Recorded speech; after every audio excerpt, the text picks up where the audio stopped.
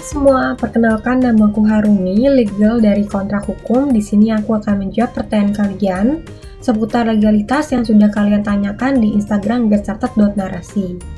Kita langsung mulai ke pertanyaan pertama, yaitu dari @sinjulubis. Bagaimana usaha kecil UMKM yang tidak berbadan hukum tetap terlindungi? Karena untuk membentuk suatu badan hukum memerlukan modal dan juga biaya yang cukup mahal.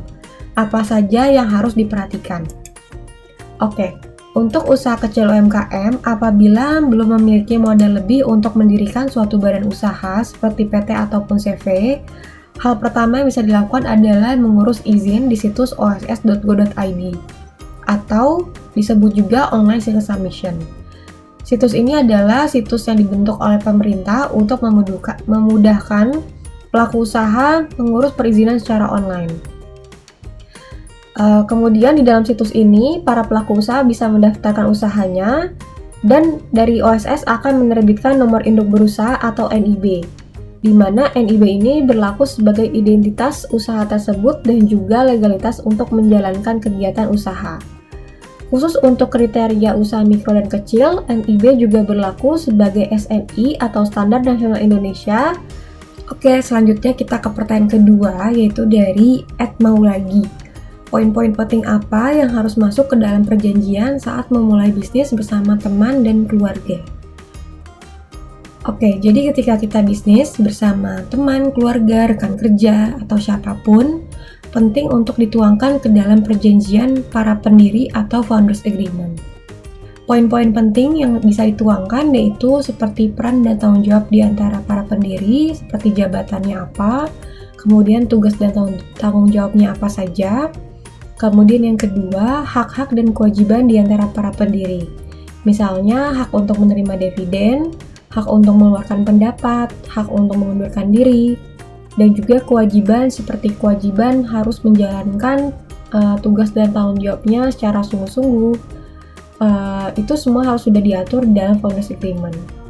Kemudian yang ketiga, yang penting untuk diatur juga mengenai kerahasiaan atau informasi rahasia. Karena pasti setiap usaha memiliki informasi rahasianya masing-masing yang mesti dijaga oleh para pendiri, baik selama dia bekerja maupun setelah dia sudah tidak bekerja lagi di perusahaan. Kemudian yang keempat, penting juga mengatur mengenai hak kekayaan intelektual, di mana hak KI ini bisa berupa merek, cipta, atau paten, dan perlu diatur apakah hak KI-nya ini menjadi milik perusahaan atau menjadi milik individu atau salah satu karyawan yang bekerja di perusahaan. Kemudian yang terakhir tentunya bisa juga mengatur mengenai profit sharing, kemudian juga mengenai penyelesaian sengketa. Ketika terjadi suatu perselisihan atau masalah di antara para pendiri, penting untuk mengatur cara penyelesaian sengketa yang disetujui seperti apa, misalnya secara mufakat, atau mungkin secara arbitrase, secara mediasi, semua sudah harus diatur di dalam founders agreement.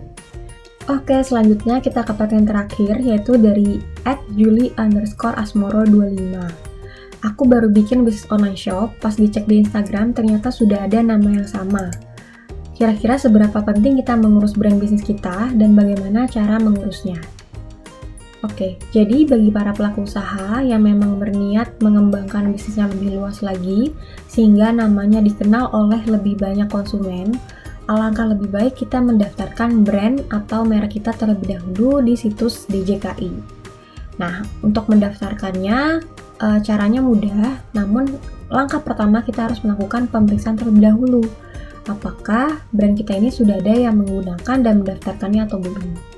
Apabila setelah dilakukan pemeriksaan, brand kita ini masih tersedia, dalam arti belum ada yang mendaftarkan, maka kita masih memiliki kesempatan untuk bisa mendaftarkannya lebih dahulu dan kemudian menggunakannya untuk kegiatan usaha kita.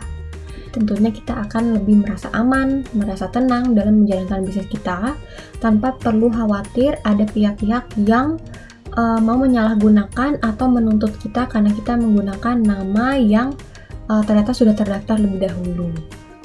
Gitu. Jadi sebagai antisipasi dan untuk menjalankan bisnis lebih aman, lebih tenang, lebih baik kita mendaftarkan brand kita lebih dulu. Karena di Indonesia ini menganut sistem first to file. Jadi siapa yang mendaftarkan lebih dahulu dialah yang berhak atas merek tersebut.